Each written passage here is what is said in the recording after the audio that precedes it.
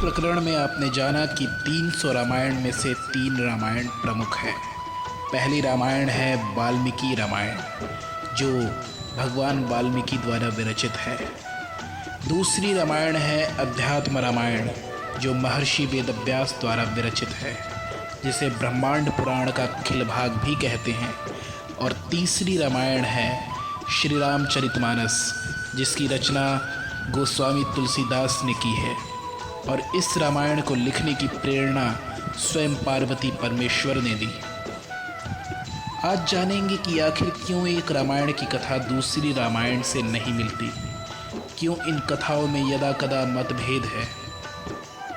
एक रामायण की कथा दूसरी रामायण से इसलिए नहीं मिलती क्योंकि उनमें कल्पभेद होता है। कल्पभेद ये एक पौराणिक गुह्य रहस्य है। यदि इसे सहज भाषा में समझा जाए तो इसका अर्थ है कि हर एक सृष्टि और महाप्रलय के मध्य 4 युग आते हैं, और इन्हीं 4 युगों के सतयुग में नवीन सृष्टि का आरंभ होता है। इन्हीं 4 युग में जब त्रेता युग का आरंभ होता है, तब रावण के अत्याचार से धरती को मुक्त करने के लिए भगवान श्री राम का प्राकट्य होता है।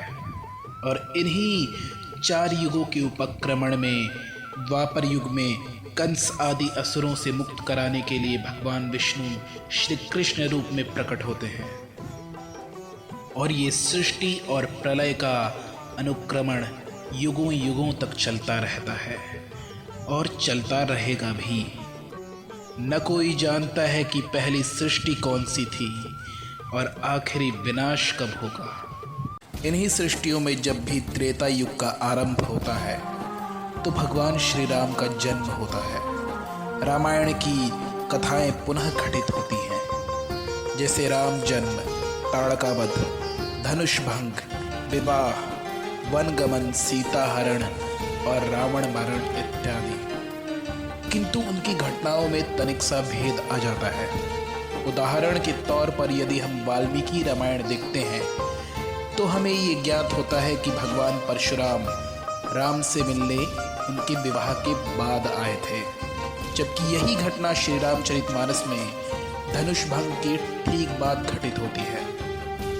यदि दूसरा उदाहरण ले तो वाल्मीकि रामायण, अध्यात्म रामायण आदि रामायणों में ये वर्णित है कि कुंभकर्ण का वध भगवान राम द्वारा घटित हुआ। किंतु यदि हम स्कंद पुराण वर्णित रामोपाख्यान पढ़ते हैं तो उसमें वर्णित ये है कि कुंभकर्ण का वध लक्ष्मण ने किया। चलिए अन्य उदाहरणों की ओर। तो कुछ अन्य रामायणों में ये भी वर्णित है कि लोकापवाद के कारण भगवान श्री राम ने भगवती सीता का परित्याग तो किया, किंतु अनेकों रामायण जैसे वेदव्यास विरचित पद्म पुराण रामोपाख्यान ये दावा भी करते हैं कि भगवान वाल्मीकि की अनुशंसा पर भगवान राम ने पुनः सीता को महारानी का पद दे दिया। अद्भुत और आनंद रामायण में ऐसी कथाएं सुविस्तार से मिलती है।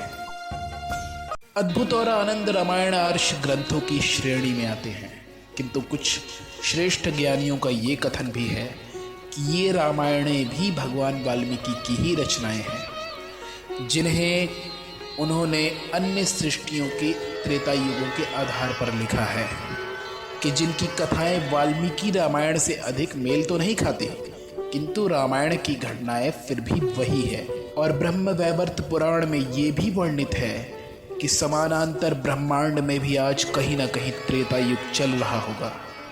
श्री राम सीता के साथ वनों में भटक रहे होंगे और कोई न कोई वाल्मीकि एक नई रामायण लिख रहा होगा। महर्षि वेदव्यास विरचित कालिका पुराण का ये घोष है, प्रतिकल्प भवेद रामो रावणाश्चापि राक्षसः तथैव जायेत युद्ध तथा विदश संगमः एवं राम सहस्राणि रावणाना सहस्रश भवितव्यानि च भूतानि तथा देवी प्रवर्तते।